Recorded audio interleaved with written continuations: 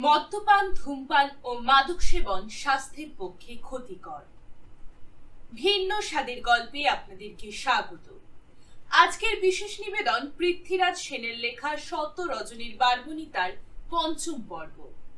গল্পটি প্রাপ্তবয়স্কদের জন্য।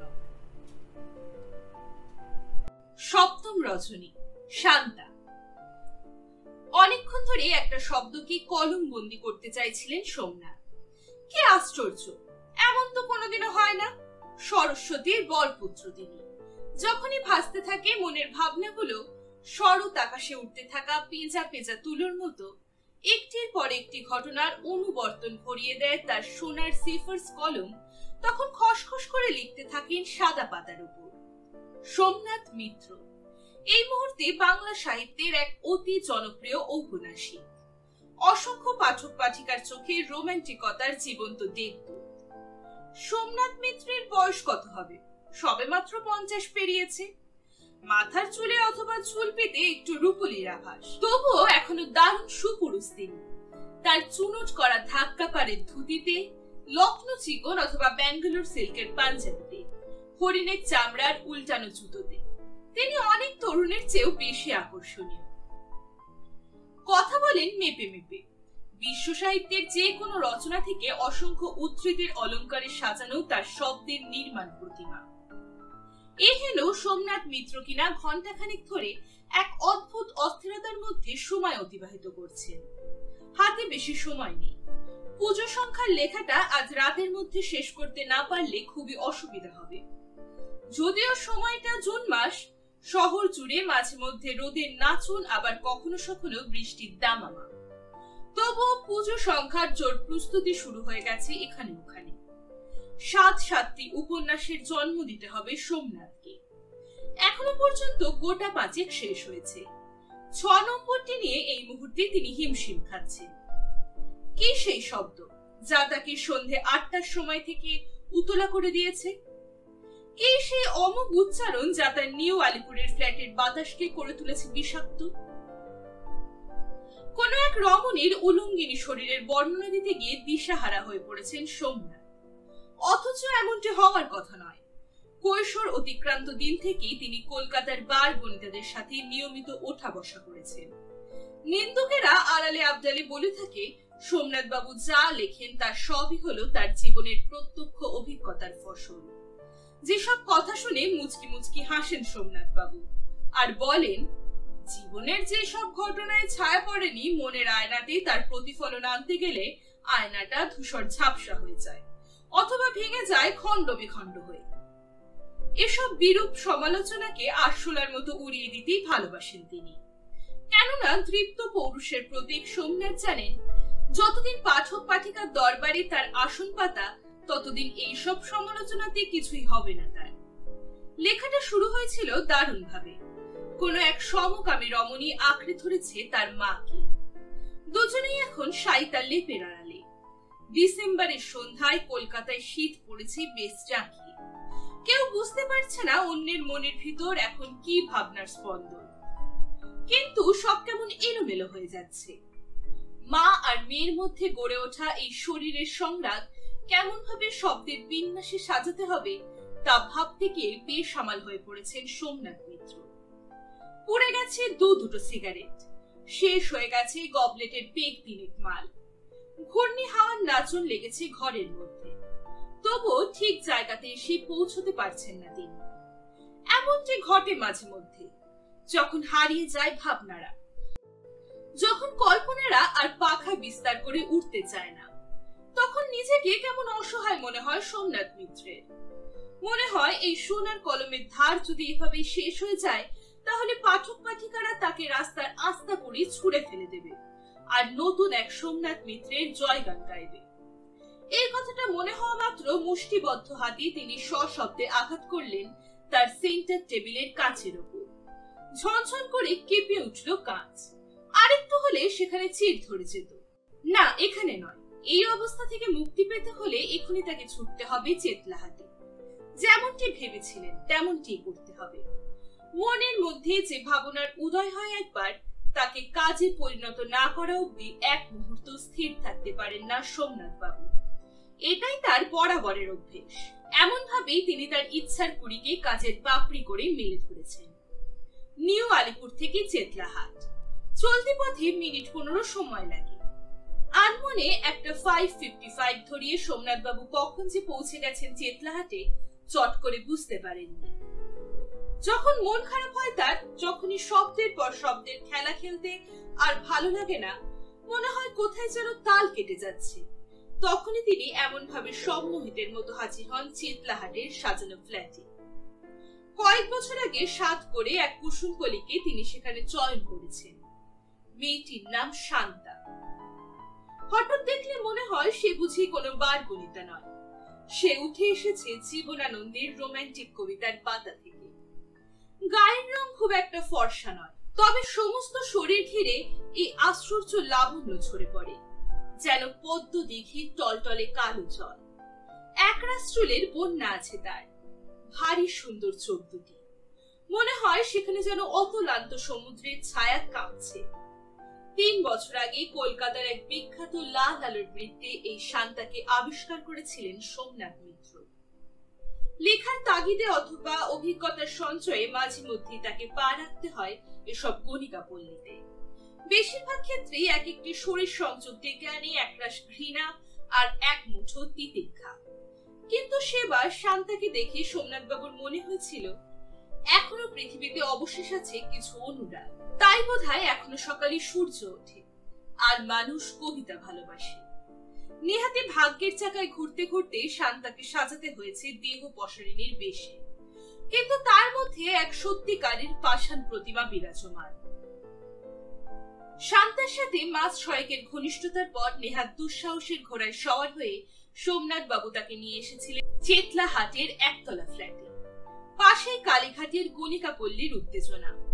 মাঝে মধ্যে কোনো এক ফুরিয়ে যাওয়া রাতে মাতালের স্খলিত কণ্ঠস্বর এসে ধাক্কা মারে চেতলাহাটের ফ্ল্যাট বাড়ির বন্ধ দরজায়। উচ্চাটন করে মন।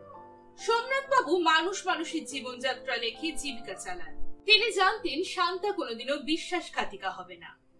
অনেক মেয়ে ঘাটতে ঘাটতে এই একটা আশ্চর্য অভিজ্ঞতা হয়েছে তার। সাধারণ ভদ্র বাড়ির আভিজাত্য শিক্ষিত মেয়ের বলে অনুবলে বহুরূপী হতে পারে, কিন্তু যারা শরীরকে পসরা করে পুরুষের মন ভোলায়, তারা সামান্য কটা টাকার বিনিময়ে উচ্ছিষ্ট করে যৌবন। তারা সাধারণত এভাবে বিশ্বাসকে ভেঙে ফেলে না টুকরো কাঁচের চুরির মতো। দরজাতে কড়াঘাত শুনে শান্তা বুঝতে পেরেছিল এবার আবার সৌভাগ্য এসে দাঁড়িয়েছে তার দুয়ারে। রোজ সন্ধ্যায় সে থাকে এমনই প্রতীক্ষিতা, কখন আসবে তার সাধের সম্রাট সোমনাথ আর সব কিছু ভেঙে তছনছ করে দেবে। সে তো সোমনাথের বিবাহিত স্ত্রী নয়, তার শয্যা সঙ্গিনী হওয়ার তার কোনো নৈতিক অধিকার নেই। তাই তাকে রোজই চোখের জলে বাসর সাজিয়ে একাকিনী প্রতীক্ষায় থাকতে হয় চেতলাহাটের এই ছোট ফ্ল্যাটে। দরজা খুলে দিল শান্তা। ভারী সুন্দর সাজে সাজিয়েছে নিজেকে। সত্যি মেয়েটা সাজতে জানে। আজ তার সর্বাঙ্গে শুধুই পুষ্পিত সজ্জা। সোমনাথ বাবু অবাক হয়ে তাকিয়ে থাকেন আর ভাবেন পৃথিবীতে কার অভিশাপে শান্তা আজ হয়ে গেছে একজনের অলিখিতা স্ত্রী। দরজাটা বন্ধ করে দেন তিনি। এসে বসেন ছোট্ট লিভিং রুমে। শান্তা জানেন এখন সোমনাথ বাবু শুনতে চাইবেন ক্যাসেটের যুগলবন্দি। চালিয়ে দেয় সে। ফ্রিজ খুলে 3x রামের বোতল বের করে, আইস কিউব মিশিয়ে দেয়, তার সাথে ডালমুট। পাশাপাশি দুজনে বসে থাকে বেশ কিছুক্ষণ। চোখে চোখে কথা হয়। তারপর হঠাৎ যখন একটু নেশা লেগেছে সোমনাথ বাবুর ঈষৎ লালচে চোখ, তখন তিনি পায়ে পায়ে হেঁটে যান শোবার ঘরে। অভিজ্ঞা শান্তা বুঝতে পেরেছে এবার অর্গনের দ্বার খুলতে হবে। সেও বন্ধ করে দেয় ক্যাসেট। এতক্ষণ যেখানে ধ্বনিত হচ্ছিল অদ্ভুত সব মাধুর্য, সেতার আর শরদের মিলিত যুগলবন্দি সাথে তবলার বোল, এখন বন্ধ হয়ে গেছে তা। সোমনাথ বাবু আলতো ভাবে নিজের দেহটাকে মেলে দিয়েছেন গদিতে। হাতে ধরা সাদা কাগজ আর সেফার্স কলম। শান্তার অনাবৃত দেহের খোঁজ দেখতে দেখতে তিনি আবার ডুবে যান তার লেখনীর সমুদ্রে। এর আগে কত মানব মানবীকে নিয়ে লেখা উপন্যাসের জীবন রহস্যের সমাধান তিনি এভাবেই করেছেন। আর তার এক একটা উপন্যাস পুজো সংখ্যাতে প্রকাশিত হয়ে শত সহস্র পাঠক পাঠিকার হৃদয় জয় করেছে। মাঝে মধ্যে ভীষণ অনুশোচনা হয় সোমনাথ বাবু। এই যে পাঠক পাঠিকারা তার একটা অটোগ্রাফ নেওয়ার জন্য উন্মুখ হয়ে ওঠে, সভা সমিতিতে তাকে কত ভালো ভালো বিভূষণে ভূষিত করা হয়, এর অন্তরালে শান্তার নামের এই সমাজচ্যুতা মেয়েটির অনেকখানি অবদান আছে। কিন্তু কোন বইয়ের ভূমিকা অথবা পাদটিকাতে তিনি শান্তার নাম উল্লেখ করতে পারবেন না। এটা এক দারুণ দ্বিচারিতা বলেই মনে হয় তার কাছে।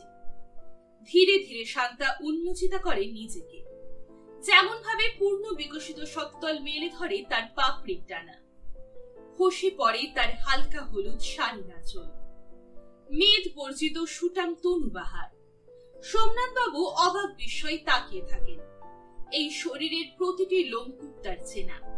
তিনি জানেন কোন গোপন অঙ্গে আছে একটা ছোট্ট কালো চুল অথবা যৌন শিহরিতা প্রত্যঙ্গী তিল। তবুও দেখে দেখে আশ মেটে না। মাঝে মধ্যে মনে হয় তিনি বুঝি বিষাদ কবি দান্তের মতো এমন ভাবে তাকিয়ে আছেন তার 12 বছরের কিশোরী প্রেমিকার দিকে, অথচ চণ্ডীদাসের মতো রামের জন্য হয়েছেন মত্ত মাতাল। সেই মুহূর্তে সোমনাথ বাবুর সামনে যে শান্তা দাঁড়িয়ে আছে, তার শরীরে ছোট্ট একটি প্যান্টি আর বেশিয়ার ছাড়া কিছুই নেই। এই ছবিটিও সোমনাথ বাবু ধরে রাখবেন অনেকক্ষণ মনের অ্যালবামে। লিখতে শুরু করেছেন তিনি।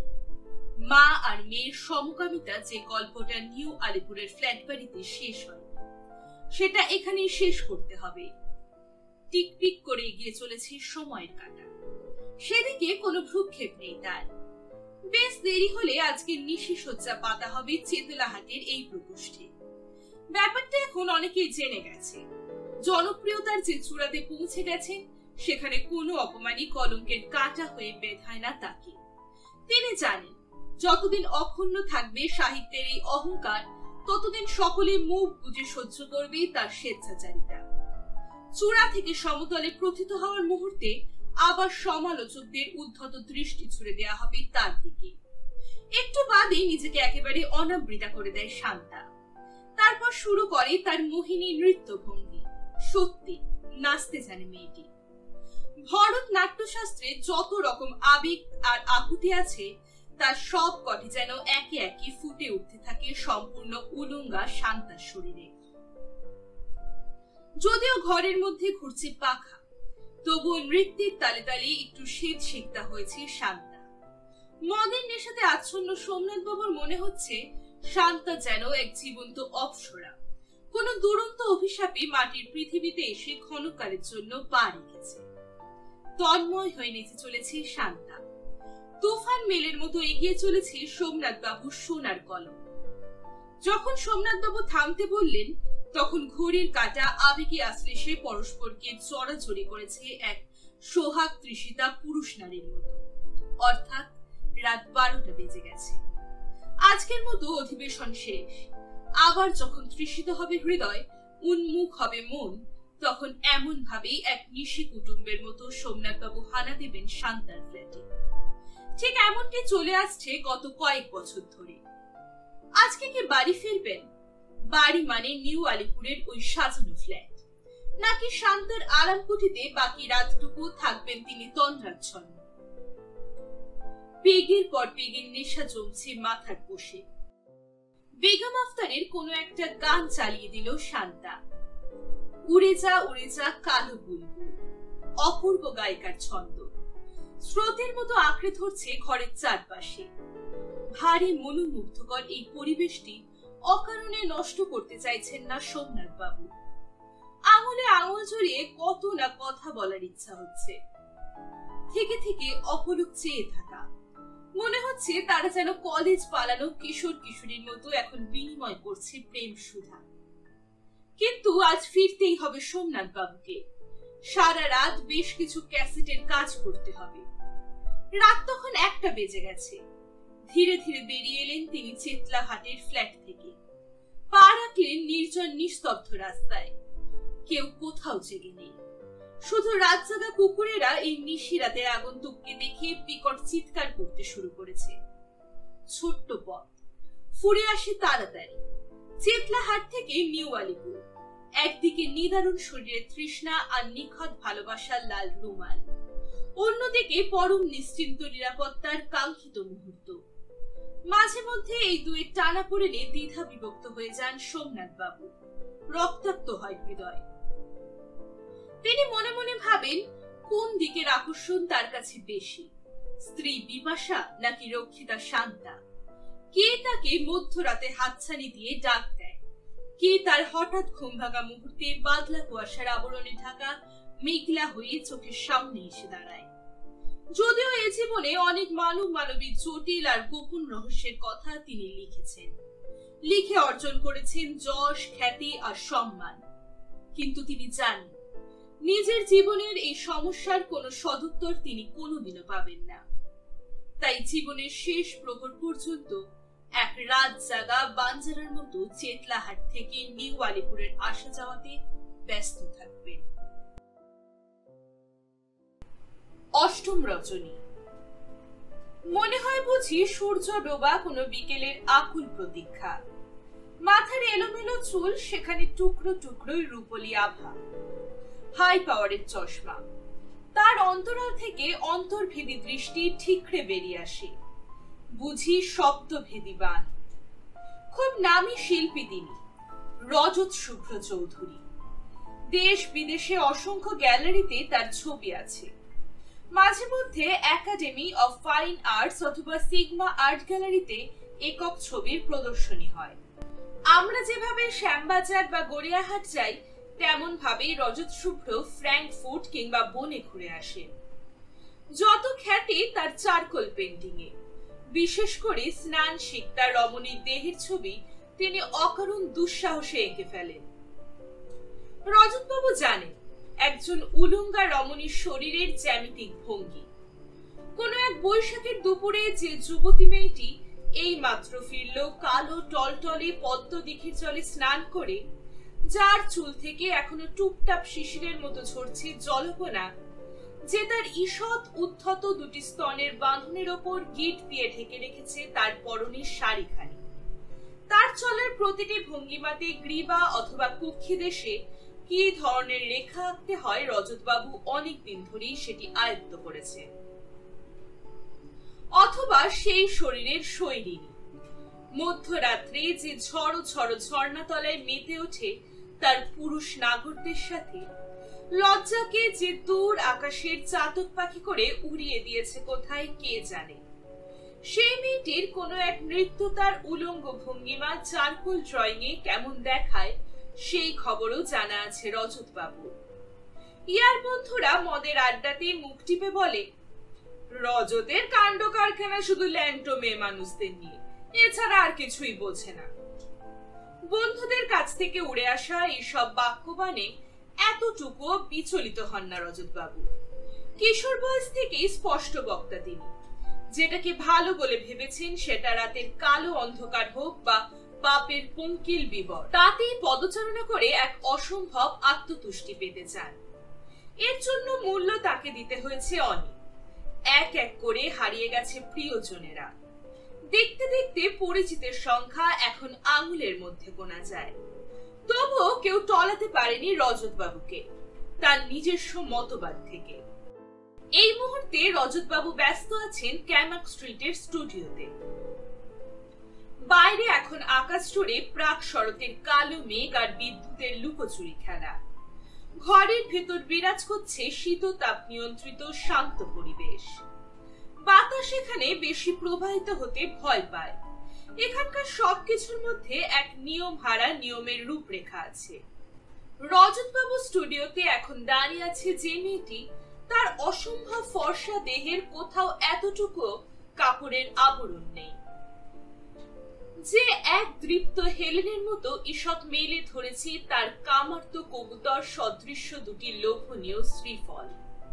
সে হলো কলকাতার ডাক সাইটের মডেল সুজাতা। জীবনে চলার পথে এমন অনেক মডেলের সাথে পরিচিত হতে হয়েছে রজতবাবুকে, কখনো বা পেশার তাগিদে, কখনো বা নেশার তাগিদে। শুধু যে নগদ টাকার বিনিময়ে তিনি কিনেছেন ওইসব উলঙ্গ রমণী দেহের অভিব্যক্তি আর ভঙ্গিমা, তা নয়। এমন ভাবে কাজ করতে করতে অনেক রমণীর সাথে মন দেয়া নেয়ার বাঘবন্দি খেলাও খেলে ফেলেছেন ইতিমধ্যে। শিল্পীদের জীবনে এমন অনেক ঘটনা ঘটতে পারে, তাতে কারি কি যায় আসে। কিন্তু সুজাতার বেলায় গল্পটা অন্যরকম হয়ে গেছে। এখানে আজ শুধু মোরাভিয়া বা লরেন্সের শরীর তৃষ্ণা নয়, বোধহয় চেজের একটু রহস্য গন্ধ পাওয়া যাচ্ছে। ৩৭ বছরের অবিবাহিতা রজতবাবু বিশ্বের প্রায় সমস্ত রেড লাইট এরিয়াতে ঢু মেরেছেন। বাবা ব্যারিস্টার অমলকান্তি চৌধুরীর একমাত্র পুত্র হওয়ার সুবাদে অনন্ত বৈভব আর বিলাসকে হাতের মুঠোয় বন্দী করেই তিনি পা রেখেছিলেন পৃথিবীতে। তাই প্যারিস কিংবা হংকং এর যে কোনো নিষিদ্ধ পল্লীর স্বাদ জিভের টাকনাতে গ্রহণ করার মতো হিম্মত আছে তার। সেই রজতবাবু কিনা পৃথিবীর সমস্ত সমুদ্র পাড়ি দিয়ে অবশেষে এক পঙ্কিল দেহে এসে ডুবতে বসেছেন। এটাই সকলের কাছে কেমন অবাক লাগছে, কেননা সুজাতা এখন আর শুধু ক্যামাক স্ট্রিটের স্টুডিওতেই বন্দিনী নয়, মাঝে মধ্যেই তার পায়ের ছাপ আঁকা হচ্ছে রজত বাবুর আলিপুর রোডের প্রাসাদ বাড়িতে। কি এই রহস্য? বন্ধুরা জিজ্ঞেস করলে রজত বাবু ঠোঁটের কোণে ঝুলিয়ে রাখেন এক অদ্ভুত রোমান্টিক হাসি। মাঝে মধ্যে হেসে ওঠেন এত জোরে যে ওয়েটাররা বুঝি অবাক হয়ে যায়। চমকে ওঠে বান্ধবীদের দল। তার মানে রজতবাবু ইচ্ছে করেই জীবনের এই অত্যন্ত জটিল অধ্যায়টিকে আবৃত করে রাখতে চাইছেন এক মায়াবী আচ্ছাদনে। সুজাতার সাথে তার পরিচয় বেশি দিনের নয়। মাস ৬ আগে আর্ট কলেজের এক প্রফেসরের মাধ্যমে আলাপ হয়েছিল। সার হয়ে দাঁড়িয়েছিল মডেল প্রার্থিনী মেয়েরা। এমন ভাবেই রোজ তারা ট্যাংরা কিংবা টালিগঞ্জ থেকে ছুটে আসে মডেল হবে বলে।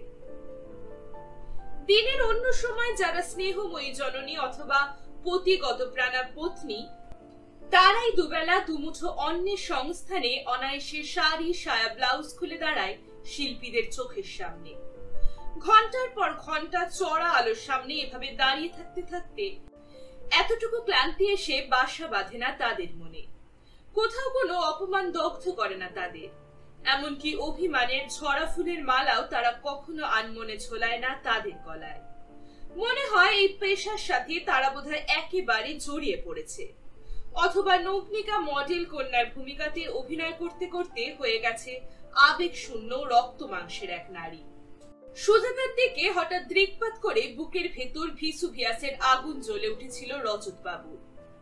মনে হয়েছিল তার ওই চোখের ঈষৎ নীলাভ তারায় অথবা শ্রান্ত মুখের কোণে কোথাও লুকিয়ে আছে এত টুকরো আবেগ আর অনুভূতি। তিনি যদি সত্যি শিল্পী হয়ে থাকেন, যদি তার নিখুঁত তুলির টানে কোনো এক দারিদ্র জর্জরিত মায়ের ছবি ফুটে ওঠে, তাহলে তিনি কি পারবেন না সুজাতার মতো এক ক্লান্ত শ্রান্ত রিক্ত রমণীর নিষ্পত্র শাখায় নতুন পল্লবের দোলাচল আনতে? এই চ্যালেঞ্জটাকে হাতের মুঠোয় নিয়ে রজতবাবু ডাক দিয়েছিলেন সুজাতাকে তার ক্যামাক স্ট্রিটের স্টুডিওতে। আশঙ্কা ছিল মনের মধ্যে বাদল দিনের ঘন মেঘের মতো। সুজাতাকে দেখে মনে হয় সাধারণ মধ্যবিত্ত পরিবারের কোনো এক গৃহবধূ, যদিও তখন তার সিঁথির কোণে সিঁদুর রেখা কমতে কমতে বিন্দুর মতো হয়ে গেছে। এ এক ভারী জ্বালা বিবাহিতা রমণীদের। সিঁদুর লেখা থাকলেই মডেলের বাজারে এক লাফে দাম কমে যায় অনেকখানি। সব পুরুষ শিল্পীরাই চায় অবিবাহিত দেহ আর অচুম্বিত ঠোঁট। সেখানেই সুজাতাকে বাহবা দিতে ইচ্ছে করছে রজতবাবু। সে তো তাও সাহস করে এখনো মুছে ফেলেনি সিঁথির সিঁদুর। অন্য মেয়েদের মতো ঠোঁট উল্টে অবলীলায় জীবিত স্বামীকে পরলোকের ঠিকানা দেখিয়ে দেয়নি। স্খলিত পদক্ষেপে দক্ষিণা বাতাসের মতো সুজাতা এসে প্রবেশ করেছিল তার স্টুডিওতে। তখন বাইরে এপ্রিলের সুতপ্ত দুপুরের ঘন রোদের হানাহানি। সুজাতাকে দেখে তার দেহের এখানে ওখানে ঈষৎ জমা ঘাম বিন্দুগুলোকে অন্বেষণ করতে করতে রজতবাবু বুঝতে পেরেছিলেন মেয়েটির চাহিদা আছে, হয়তো দূরের আকাশের সন্ধান সে পেতে চায় এ জীবনে। তখনও রজতবাবু জানতে পারেননি সুজাতার মনের খবর। এমন অনেক মডেল কন্যার মুখোমুখি তাকে দাঁড়াতে হয়েছে যারা শেষ পর্যন্ত স্টুডিওতে এসে আর নিজেকে অনাবৃতা করতে পারে না। একদিকে দারিদ্র্যের মাকড়সা আক্রমণ, অন্যদিকে চিরন্তন লজ্জা। এই দুয়ের মধ্যে চুকিতকিত খেলতে খেলতে অবশেষে লজ্জায় সে ঠেকে দেয় মন। দুয়ো দুয়ো বলে হাততালি দিয়ে চিৎকার করতে থাকে আশঙ্কা। সুজাতার বেলায় যে তেমনটি ঘটবে না তার নিশ্চয়তা কোথায়? স্টুডিওর একধারে একটি লিভিং রুম, সেখানে তৈরি থাকে রজতবাবুর মহিলা সহকারীরা। তারাই লজ্জা ভাঙার প্রথম কাজটি করে দেয়। এক্ষেত্রে রজতবাবুর কড়া নির্দেশ তারা মেনে চলে। সাধারণত তিনি মডেল কন্যাদের সাথে এমন কোনো অশালীন আচরণ করেন না যাতে তারা মনে করতে পারে যে দারিদ্র্যের সুযোগে তিনি বাঘের মতো হিংস্র হানা দিচ্ছেন তাদের শরীরে। প্রথম দিন একটা হাফ বাস ড্রয়িং করতে হবে, অর্থাৎ সুজাতাকে দাঁড়াতে হবে মোহিনী ললনার বেশে। সম্পূর্ণ বিকশিত হবে তার পরিপুষ্ট স্তন দুটি। আর রজতবাবু সেই অর্ধ নগ্নিকার ছবি আঁকবেন চারকোলের মাধ্যমে। সুজাতাকে একটু বাদে এভাবে আসতে দেখে সত্যি একটু অবাক হয়ে গিয়েছিলেন রজতবাবু। চলনে বলনে মধ্যবিত্ত সুজাতা যে যথেষ্ট সাহসী তার পরিচয় পেয়েছিলেন সেই মুহূর্তে। কথা মতো দাঁড়িয়েছিল সে শুধুমাত্র তার সায়াটি পরে। এমনকি রজতবাবুর অনুরোধ অথবা আদেশে নানা ধরনের অঙ্গভঙ্গি করছিল অনায়াসে। 8 ঘন্টার শুটিং বাবদ সুজাতা পেয়েছিল 500 টাকা। এখনো মনে আছে রজতের। সেই টাকা যখন রজত তুলে দিয়েছিলেন সুজাতার হাতে, তখন তার চোখের কোণে ঝরে পড়েছিল কৃতজ্ঞতার চিকন বৃষ্টিকণা। সেই শুরু হলো সুজাতার নতুন জীবন। এমনকি দুজনের মধ্যে একটি অলিখিত চুক্তিও সম্পাদিত হয়েছিল তখন। রজতবাবু অনুরোধ করেছিলেন সুজাতাকে সে যেন অন্য কোনো শিল্পীর নগ্নিকা মডেলের ভূমিকাতে অবতীর্ণা না হয়। তার জন্য প্রতি সপ্তাহে অন্তত একটি করে সিডিলের ব্যবস্থা তিনি করবেন। সুজাতার মৌনতার মধ্যে লুকিয়েছিল সম্মতির ঠিকানা। অবাক হয়েছিলেন রজতবাবু। মেয়েটিকে দেখে আর সাধারণ পেশাদারী মডেল বলে মনে হচ্ছে না। তবে কি এই মেয়েটি সত্যি সত্যি তাকে মিথ্যা করতে চলেছে? একটির পর একটি সিটিং এর অবসরে ধীরে ধীরে আরো কাছাকাছি চলে আসেন শিল্পী এবং তার মডেল কন্যা। বেশ মনে আছে রজত চৌধুরী। প্রথম যেদিন সুজাতার সাথে তার শরীর বিনিময় হয়েছিল, এই ঘটনায় কোনো প্রেক্ষাপট ছিল না, হঠাৎ ঘটে গেছিল বলা যেতে পারে। সকাল থেকে ঘন ঘন বৃষ্টির নেশা জেগেছিল আকাশের চোখে। মাঝ দুপুরে উধাও হয়ে গিয়েছিল সূর্য। ক্যামাক স্ট্রিটের স্টুডিওতে এসে একা বসে বসে বিয়ারের মগে চুমুক দিচ্ছিলেন রজত শুক্ল চৌধুরী। আর ভাবছিলেন আজ বোধহয় সুজাতা স্টুডিওতেও আসতে পারবে না। 3 সপ্তাহ ধরে একটি নুট প্যাস্টেল তৈরি করার কাজে মগ্ন আছেন তিনি। মাসখানেকের মধ্যে প্যারিসে তার একটি ছবির প্রদর্শনী হবে, সেখানে পাঠাতে হবে এটি।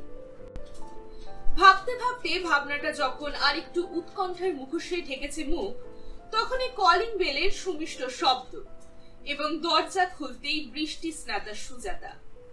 ছাতার আচ্ছাদনে মাথা বাঁচাতে পারে বেচারি মেয়েটিকে হঠাৎ দেখে রজতবাবুর মনে হয়েছিল সুজাতা বুঝি এক ঝোড়ো রাতের বিষণ্ণ পাখি, কোনো এক বনস্পতির কোটরে একটুখানি আশ্রয় চাইছে।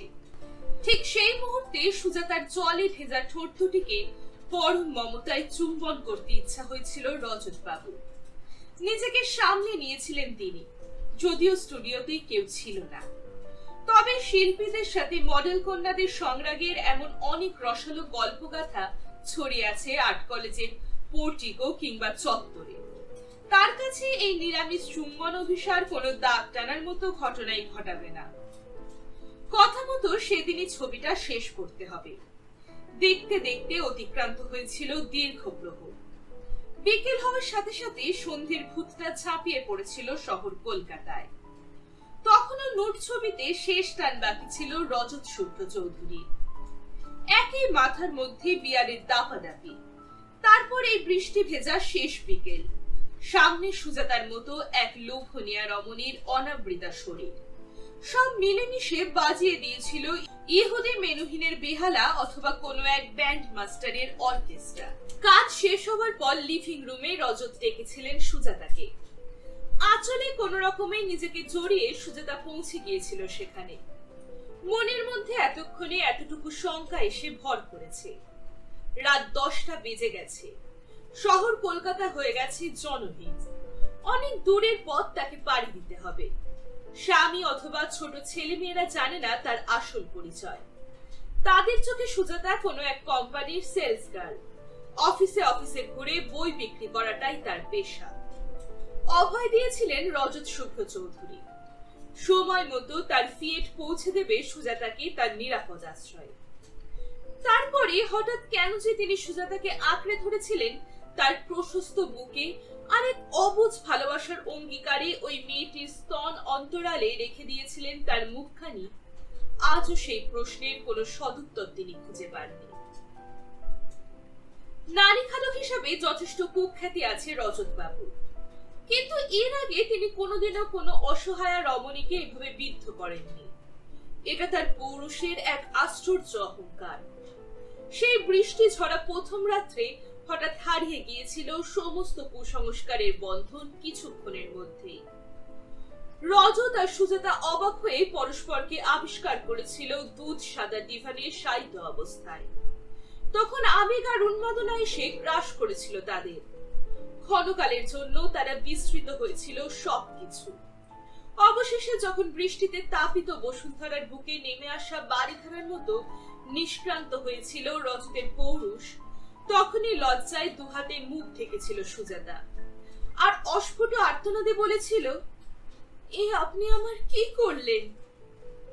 চাবুক খাওয়া আহত আঘাতে বিদ্ধ হয়েছিলেন রজত শুভ্র চৌধুরী। অনেকক্ষণ সুজাতার দিকে তাকাতে পারেননি তিনি। উঠে চলে গেছিলেন বাথরুমে। ফিরে এসে দেখলেন ঘর শূন্য, কেউ সেখানে নেই। আর সেদিনের পারিশ্রমিক বাবদ 1000 টাকা পড়ে আছে পেপার ওয়েটের তলায় চাপা দেওয়া। রূপোর চামচ নিয়ে জন্মেছিলেন রজত বাবু। জীবনে কখনো কোথাও কারোর কাছে হার মানেননি, কিন্তু সেদিন তার মনে হয়েছিল অর্থ নয়, সামর্থ্য নয়, সম্মানটাই হলো আসল জিনিস। আর আজ এক সামান্য মডেল কন্যা তাকে যেভাবে অপমানিত করলো, জীবনের শেষ দিনেও বুঝি তিনি শান্তি পাবেন না। পরদিন সকালে হাজির হয়েছিলেন রজত শুভ্র সুজাতার বাড়িতে। শহর যেখানে মিশে গেছে শহরতলিতে। কুদঘাটের এক ঘন অন্ধকারে বস্তির নিভৃত অন্তঃপুরে থাকে ওই বনবাসিনী কন্যাটি। রজত বাবুর দিকে তাকিয়েছিল সে আশ্চর্য চোখে। সেখানে ঝরছিল ভৎসনা মাখা প্রশ্রয় চিহ্ন। টাকাটা রজত বাবু পৌঁছে দিয়েছিলেন, আর অনুরোধ করেছিলেন ওই দিন সন্ধ্যায় সুজাতা যেন আবার এসে পা রাখে তার স্টুডিওতে। আশা নিরাশার দোলাচলে দুলতে দুলতে অতিবাহিত হয়েছিল দিনটি। এই একটুখানি বৃষ্টি আর পরক্ষণেই রোদ, এমন ভাবেই চলেছিল এক লুকোচুরি খেলা। অবশেষে যখন অস্ত চলে গেল সূর্য, মোহিনী মায়ের সেজে উঠল রাত বালিকার পোশাক পরা সন্ধ্যার মেঘমালা। আনমনের লম্বা সিগারেট ছোট করতে করতে রজত শুভ্র অদ্ভুত উত্তেজনাতে উঠেছিলেন মেতে। ঠিক সময় বেলের শব্দ, এবং দরজা খুলতেই কি আশ্চর্য, সুজাতা। পা থেকে মাথা পর্যন্ত কোথাও লেখা নেই অপমান বা অবমাননার চিহ্ন। এই সুজাতা ভোরের ফোঁটা ফুলের মতো পবিত্র। এই সুজাতা প্রগল্ভতায় ভরা এক আশ্চর্য তরুণী। সেই শুরু হলো। তারপর একদিন কোন এক অলৌকিক ডাক পিয়নের পাঠানো নিমন্ত্রণে সুজাতা পা রাখল রজত শুভ্র চৌধুরীর এই প্রাসাদ বাড়িতে, আলিপুরে। আলিপুরের কুঞ্জবনে ঝুলন্ত দোলনায় দুলতে দুলতেই নীল জলে ভরা সুইমিং পুলে ভাসতে ভাসতে কখন যে সুজাতা চতুরা জাদুকরীর মতো হরণ করে নিয়েছিলেন রজত শুভ্র চৌধুরীর হৃদয় এবং শরীর, শিল্পী তার খবর রাখেন না। কিন্তু কি পরিণতি হতে পারে এই কাছে আসা এবং ভালোবাসার? শরীরে শরীর রাখলেই কি বেজে ওঠে ম্যারাকাস? কোন সামাজিক পরিচয়ে তিনি পরিচিতা করবেন সুজাতাকে? নাকি পিকাসো অথবা ভ্যান গগের মতো একাধিক রমণী পরিবৃতা হয়ে দিন কাটানোর সৌভাগ্য তিলক আঁকবেন কপালে? তবু অস্বীকার করতে পারেন না, রজত শুভ্র চৌধুরী তার এই 37 বছরের জীবনে সুজাতাই হলো একমাত্র রমণী যার পদতলে তিনি অনায়াসে উৎসর্গ করতে পারেন আবেগ অথবা অনুভূতি, পরাজয় অথবা উল্লাসের মুহূর্তগুলো। এই এখন রজতের চোখের সামনে দাঁড়িয়ে আছে সুজাতা, এক আশ্চর্য যৌন প্রতিমা ভেনাস হয়ে। তার এক একটি লাস্যময়ী ভঙ্গিমা, তার মরালি গ্রীবার আন্দোলন, উদ্ধত স্তন বৃত্তের চূড়ায় কেঁপে ওঠা উর্বশার ভঙ্গিতে ছন্দিত নাচ, মাংসল পৃথুলা পাছায় আন্দোলন, নিম্ন নাভির কোন ঢল নামা উপত্যকার চিন্তায়। রজত শুভ্র ক্রমশ ডুবতে থাকেন এক আশ্চর্য সমুদ্রের মধ্যে। ডুবতে ডুবতে জলের গোলমলতায় মুখ ঢাকতে ঢাকতে তিনি অলৌকিক উচ্চারণে ডেকে ওঠেন সুজাতার নাম ধরে। মনে হয় তার সুজাতাই তাকে এক অলৌকিক জলপরী হয়ে উদ্ধার করতে পারবে এই নিমজ্জন থেকে।